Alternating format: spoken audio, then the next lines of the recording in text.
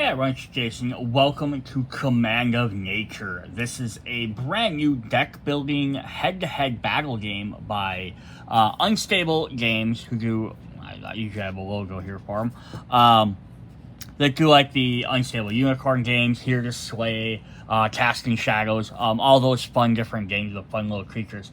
We're going to go over the base game. This is the exclusive box for the Kickstarter edition. There are some exclusive Kickstarter cards and components in this set, which I will make sure I try and point out which are which. I'll maybe do them a little bit separate at the end.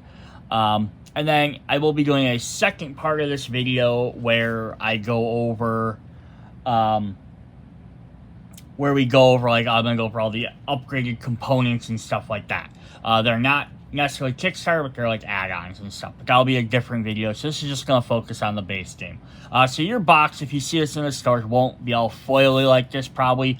It'll be a little bit more plain looking, but it'll still definitely be cool. Here, just going to go ahead and get it. So we're going to look at some components first. So we have our rule book. We are going to get 4 boards for each of our leaders, which will then fold out.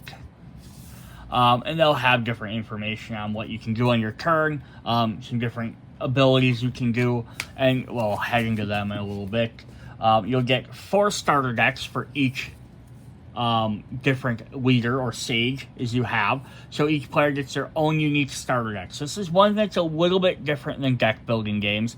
So if you're not familiar with what a deck building game is, just as a quick thing for it is each person starts with a kind of like basic starter pack or starter set of cards, usually the same set. This one's a little bit different. Each person has their own unique one, but they're still equal to each other. Same number of cards, roughly the same. A little bit slightly different abilities, but roughly the same. So they're balanced yet. And then what you do is then throughout the game, you're going to purchase more cards from, in this case, it'll be the market deck, the elemental market deck, which would be more elemental creatures, or the command deck, which are like spells and attack commands. And everyone buys these throughout the game. So then as you keep going through, your deck will get different and you'll get bigger. It also means that every time you play, your deck can potentially become very different. So we'll go through all those as well. We do have a bunch of tokens. So we have tokens, some shields, and, I forgot what the arrows were called off the top of my head. Boost tokens, and they'll have double-sided 1s and 3s. For stuff there. Then we'll have damage counters, which are 1s and 3s on the back. And then the 4 little elemental trackers, which keep track of your individual progression on your board to unlock special cards. And then we also have, this is an Kickstarter exclusive upgrade, but we do have gold coins, which will have 1s and 3s on them. If you have the regular edition, there'll be little cardboard chitlets as well. But the Kickstarter upgraded to gold, actual solid gold coins, which is really cool. I don't know if they're actually gold or just gold colored, but they're solid coins, which is really neat. And then if we actually look in the box here, I just kind of want to show this off. So the box has 2 big wells here for all of your different decks. So if at the end of the game you keep these little bands and you don't wreck them, you can then put all these back in, like one here, and then put all your starter packs back together, which is the reason why I haven't tore these off. Usually I tear off anything wrapping cards together. Otherwise, there's currently no dividers for each thing. It is fairly easy to tell what's what because starter cards all have a little star in the bottom and the rest of the cards don't. So it's basically either they have a star or they don't. So if they do get tossed in there, it's not a big deal. Then they have the little trays here for your shields, your boosts, your hit tokens, your coins, and then the last one for your 4 little elemental icons. And they're kind of a little bit arrowed in there. You can kind of see little arrows in there. Little angles, you can pull them out a little bit easier. And then your big boards go on top. So the storage box is actually fairly decent. Again, would have been kind of nice if they would have had stuff for, like little deck dividers to separate each little starter deck on one side. And then even the big giant thing for the rest of it wouldn't have been too bad.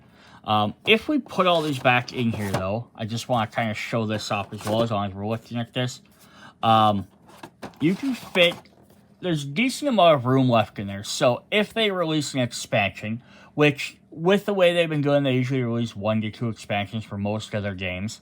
There is at least, should potentially be enough room for at least 1 to 2 expansions, depending on how big they are.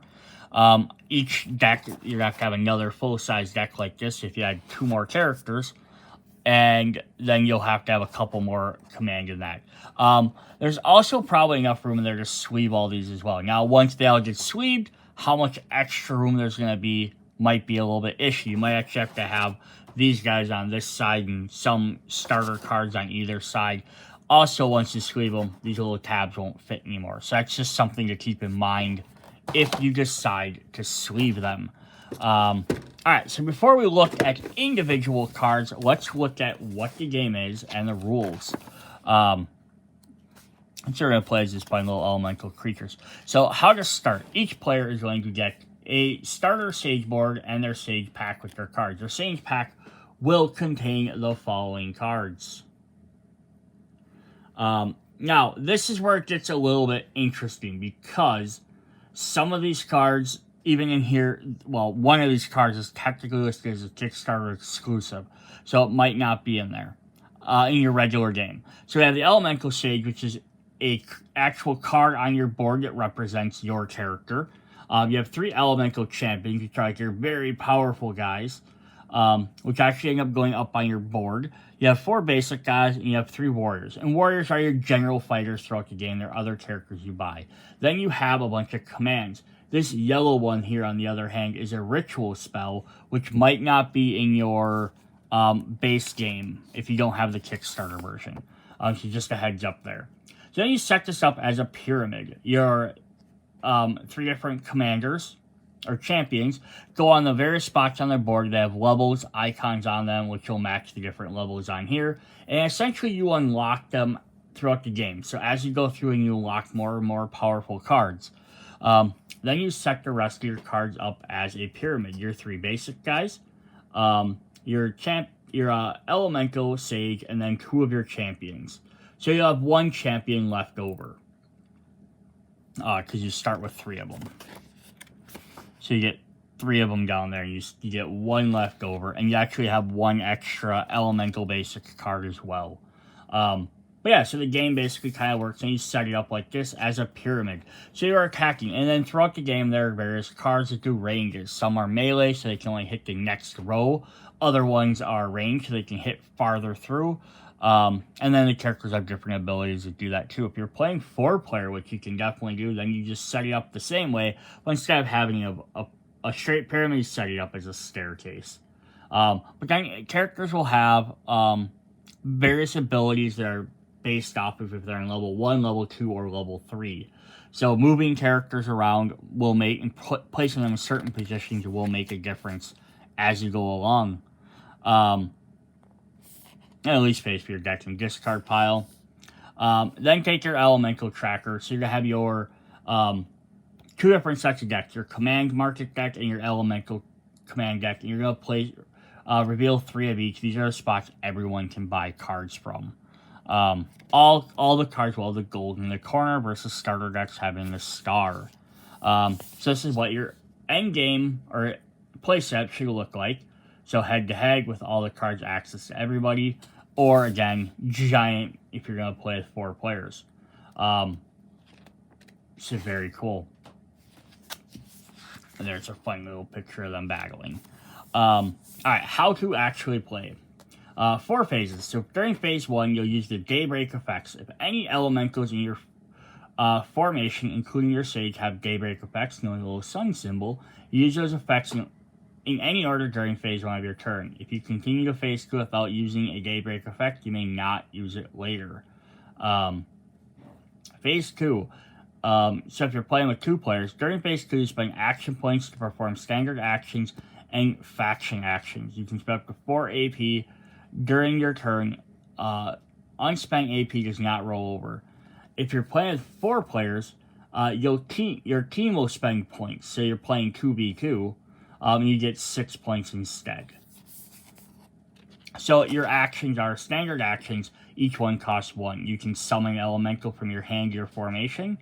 You can only add an elemental if there's an empty space. Play a command from your hand. After you play the command, it goes to your discard pile. Or swap the position of 2 connecting elementals. So like top to the bottom, left to right, this to that way, this that way. So as long as they're touching, you can swap them around. And again, this makes a difference because you might want to move a more powerful guy forward, or they have a special ability that only works if they're in a certain level of the pyramid. Or you can also draw a card from your deck. If you attempt to draw a card but there are no remaining cards, shuffle your discard and draw a new card. And this is again deck building. If you're feeling like that, you'll buy new cards, you'll go to your discard, your deck will run out, and then you'll get more cards. In faction actions, each time you defeat an elemental from your opponent's formation, increase your level by 1. As your level rises, you unlock 3 faction actions. Ugh, that's going to be hard to say. If you are unique to your sage, each faction action costs 1 AP to perform, and you may perform 1 faction action per turn. So if we go back to our player board, that's going to be what's underneath these cards. So as you level up, when you get to level 4, you'll unlock 1, level 6, and level 8. In Phase 3, you may use gold to buy cards from the markets and sell cards. So you can do all your daybreak, your upkeep effect, your daybreak effects, and then Phase 2 is where you get to play cards from your hand, so you can basically do the attacks or do effects. Phase 3 is the buying phase. You can buy cards from the market, sell cards to collect gold, and refresh the markets. Buy. Each card in the elemental and command markets has gold symbol in the bottom corner. To buy a card from the market, pay its cost by moving that number of gold from your wallet on your sage board to the gold pile in the center of the table.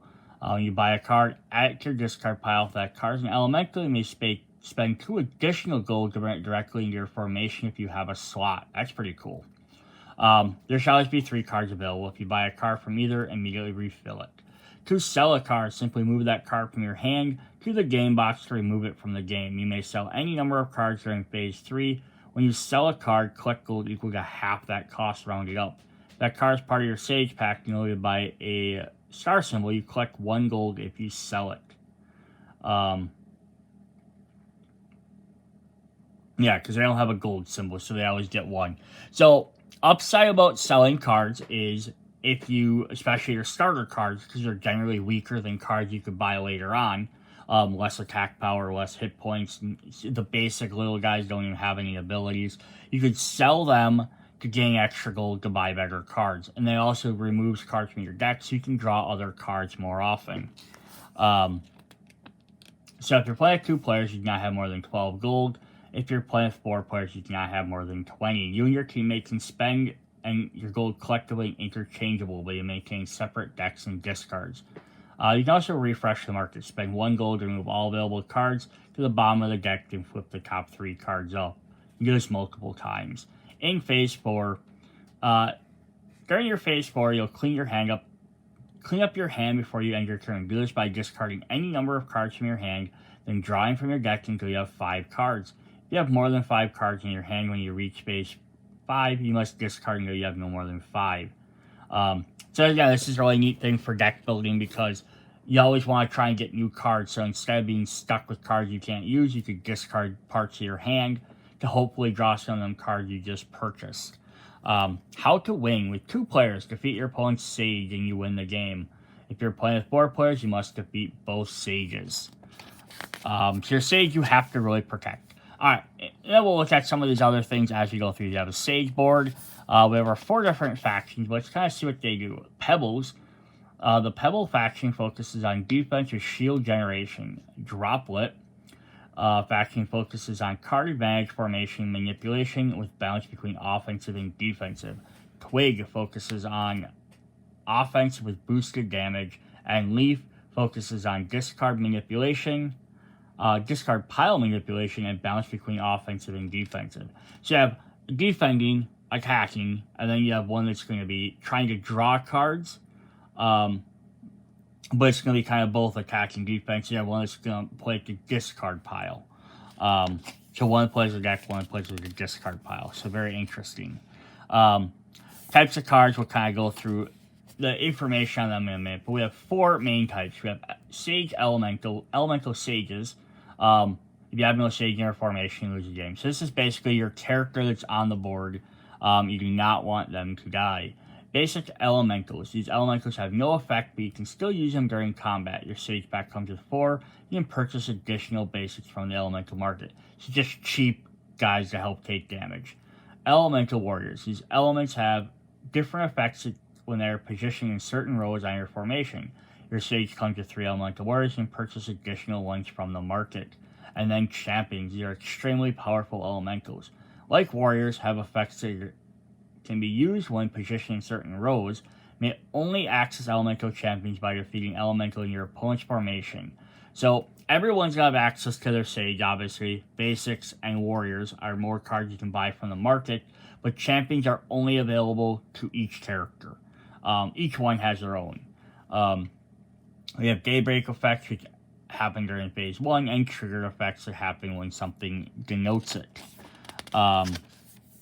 We have commands. We're going to take a quick look at these. Start the game, you'll play commands to gain strategic advantages to protect elementals, and deal damage. Come in 4 types. Attack commands. Allow using element in your formation to attack elements in your opponent's formation. Each has a specified damage and will deal as well as the attack subtype. Melee commands allow you to attack row 1 of your formation into row 1 of the opponent's. And ranged attack allows you to attack farther. So here they're kind of showing this. So, an example of a ranged attack states you can deal damage 2 rows away. You may attack elemental in row 1 using elemental in row 2, or you may attack elemental in row 2 using elemental in row 1. So this guy here, he can go 2 spaces, so he can attack either the second row, or you can use the second row to attack the first row. So there's no way to attack, generally to attack the third row. Like just straight up with one of those 2, if it only has range 1 or 2. So range 1 can always only attack the first one, so only attack each other. Range 2 can attack either the first or second row. So you need something with a range of 3 to be able to attack the third row. We have utility commands, allow you to gain advantage in a variety of ways, such as swapping positions, dealing damage to certain formats. Note, damage dealt using utility commands cannot be reduced by the effects of an instant command. Then we have instant, are the only type of cards to be played during your opponent's turn. Some reduce damage while others tip the scale in your favor. Instant commands do not cost AP to use. Then ritual commands. Now, ritual commands I mentioned earlier, were listed as a Kickstarter exclusive. So they might not be in the regular core set, or the retail version. So just a heads up in case you don't see that. They allow you to connect elementals in your formation to perform rituals with powerful effects. Each ritual command requires you to have a minimum number of connected elements of the same formation. And we'll look at those a little bit more. So yeah, each starter pack comes with 1, and then there's some in the game. Just as I don't know if they are, if they're going to be in the retail edition, or if some of these Kickstarter cards are just unlocked during the Kickstarter. Sometimes it's confusing to figure out. Tokens, we have gold coins, obviously to spend, damage counters, boost tokens. Certain effects, card effects, and faction abilities allow you to add boost to an element. Each boost is double-sided, representing 1 and 3. If you use an element to attack, each boost icon adds 1 to the strength. You're going to attack. After you attack with an elemental with a boost on it, you must remove all boosts from that element. And then shields. Certain effects allow you to add a shield. 1 representing 1, 1 representing 3. Each shield reduces incoming damage by 1. After an elemental with a shield on it is dealt any damage, you must remove all shields. For example, if an elemental in your formation has 3 shields and your opponent would deal 4 damage, remove all 3 shields from your elemental and he takes 1 damage. So you block 3 of them, and then you remove them and you take 1 damage. If an elemental in your formation has 3 shields and your opponent would deal 1 damage, remove all 3 shields from your elemental and you take 0 damage.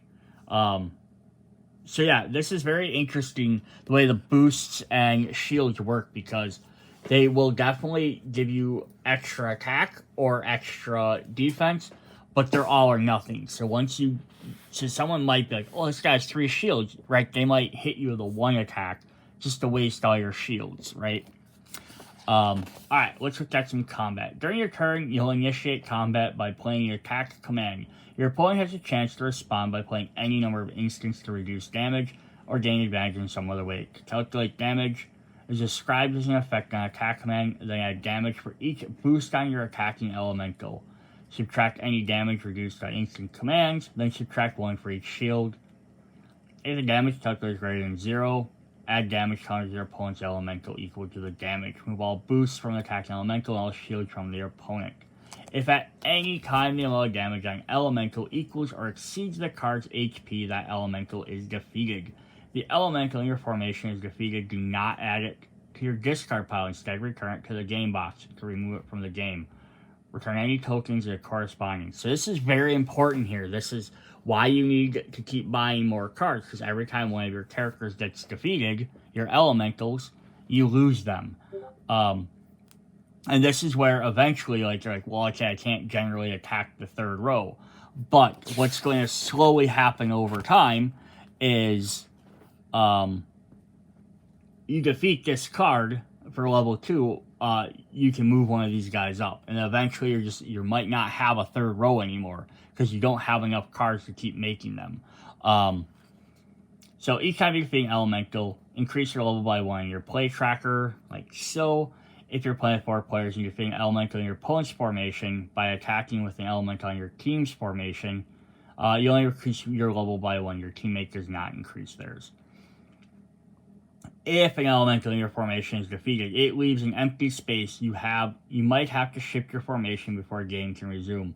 If an elemental is defeated in row 1, and you have at least 1 element in row 2, you have to move an element from row 2 to row 1 to fill that space. Likewise, if you have an empty space in row 2, and you have at least 1 element in 3, you must move an element from row 3 to fill that space. Continue this process until row 1 and 2 have no empty spaces, or you have no available elementals to move. In short, you cannot leave spaces in your frontmost rows if you have additional elementals, including your sage.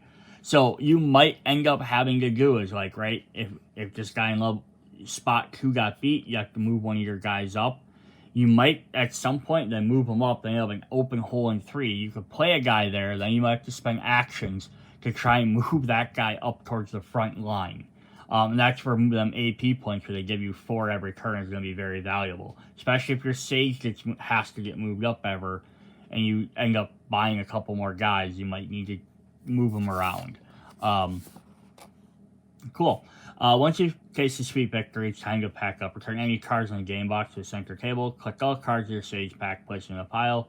Collect all cards in your opponent's Sage pack, place them in a pile. Return all elemental decks to elemental.